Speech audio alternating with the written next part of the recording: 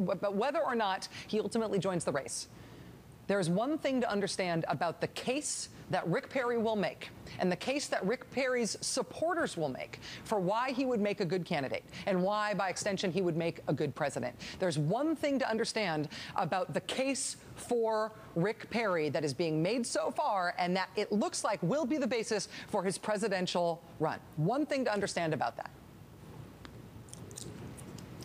It's baloney. This is not a story about Anthony Weiner. This is actual baloney. Every time, the visual aid, every time you hear anybody talk about the Texas miracle and why Rick Perry ought to run for president because Texas is in such great shape under Rick Perry's decade of leadership, I want you to imagine this and remember how stupid I looked holding this. Baloney.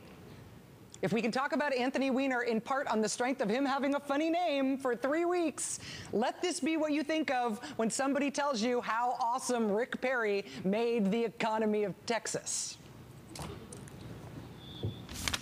You know, proud to be a Texan. I'm proud to be a conservative. Not just because I'm from Texas, because conservatives have won the war of ideals. See, in Texas, you don't have to use your imagination and go, well, what do you think if we tried this conservative principle over here? We've been doing it. We've been doing it, and it's been paying great dividends in our state. Great dividends. This is the case for Rick Perry for president. The Wall Street Journal lead editorial last week was titled, "The Lone Star Jobs Surge." Everybody from the Wall Street Journal editorial page to the National Review to everybody else who is encouraging Rick Perry to run is making this case that Texas has this awesome economy. Yes, the national economy may be in bad shape, but Texas has an awesome economy thanks to Rick Perry's 10 years in charge there. After Rick Perry's 10 years in charge in Texas, Texas is a lot of things, but a place where economically everything has worked out awesome? Baloney.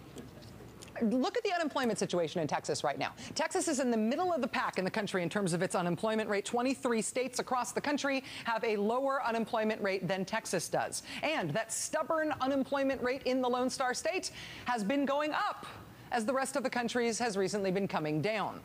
And from the recession until now, wages in the country have gone up 5%. In Texas, they've gone up 0.6%. In California, since the recession, wages have gone up 9.3%. In New York, it was 2.5%. Again, nationally, it was 5%. In Texas, it was 0.6%. In terms of the jobs that Texans do have, Texas has the highest proportion in the country of people making minimum wage and the highest number of people earning minimum wage of anywhere in the country. Nationally, in median terms, American workers are making $12.50 per hour. That's the median wage nationally. In Texas, the median wage is $11.20 per hour. And, by the way, you don't have health insurance. Texas has the highest proportion of uninsured people in the entire country. More than 1 in 4 Texans do not have health insurance. That's the worst of anywhere in the country. And in the face of that, Governor Perry wants to opt out of Medicaid, which is the way you are supposed to get insurance if you are disabled or poor. And the Texas legislature, with Governor Perry's support, just passed a bill to kill Medicare.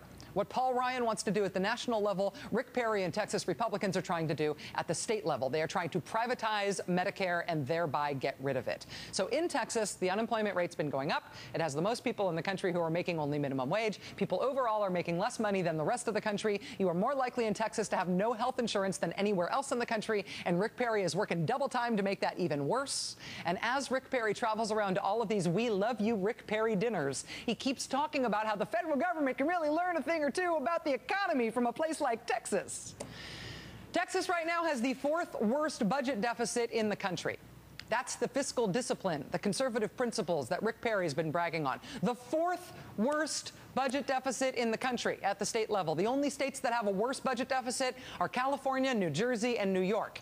I know what you're thinking. Come on, come on. Texas is such a huge state. It has such a huge economy. Put it in context, Maddow. Be fair. Okay. As a percentage of the state's budget, rather than just in absolute terms, as a percentage of the state's budget, Texas has the 5th worst budget shortfall in the country. But the single most important thing to know about Rick Perry, the thing that motivated us to go out in a giant hailstorm today to buy this enormous baloney, is this. On the same day that Governor Perry asked for stimulus funds, he set up a petition online titled "No Government Bailouts." He wrote on his Rick Perry blog, "Join our fight and add your voice to a growing list of several thousand Americans who are fed up with this irresponsible spending that threatens our future." That was on the day he endorsed the federal check for $6.4 billion in stimulus money that he was screaming from the rooftops he would never accept. The same day, join our fight, the day that he's accepting the money.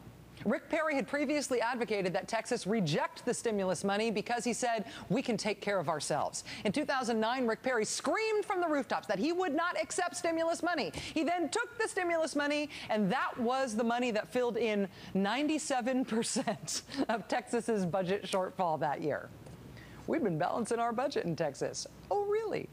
According to the National Conference on State Legislatures, no state was more dependent on stimulus funds than Texas under Rick Perry. Maybe Rick Perry will be the Republican antidote to the Mitt Romney frontrunner blues. But the case for Rick Perry is going to have to be something other than the awesome, conservative, no federal money Rick Perry economy of Texas.